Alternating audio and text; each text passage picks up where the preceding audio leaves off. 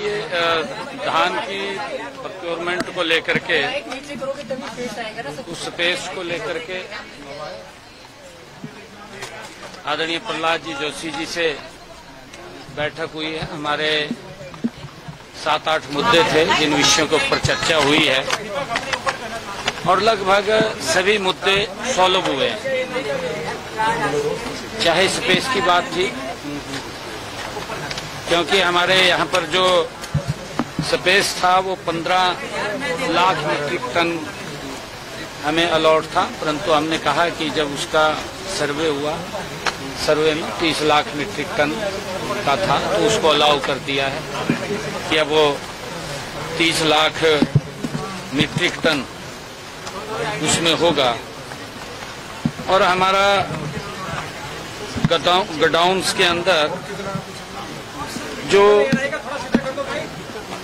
Central pool में था, central pool के अंदर हमारा जो 25% गेहूं और 10% चावल का पिछले कई वर्षों से कुछ पैसा रुका हुआ था, उसमें कुछ थोड़ी थोड़ी क्यूरी थी, उसको लेकर के भी चर्चा हुई है। और ये कहा है कि किसी एक अधिकारी को आप भेज करके उसको तुरंत क्लियर करवा लें, सभी वो बिल क्लियर हो जाएंगे, उसको लेकर के भी चर्चा हुई है।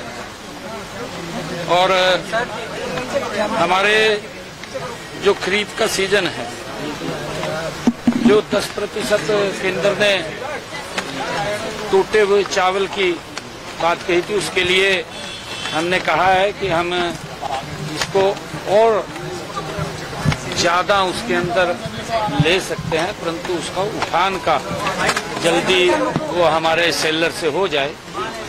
और उसको लेकर के भी उन्होंने उसको यस किया है।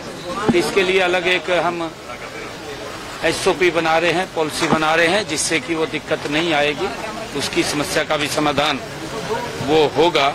उसके लिए भी उसके ऊपर चर्चा हुई है, वो भी क्लियर हो जाएगा। और जो हमारे प्राइवेट एंटरप्रेन्योरशिप है,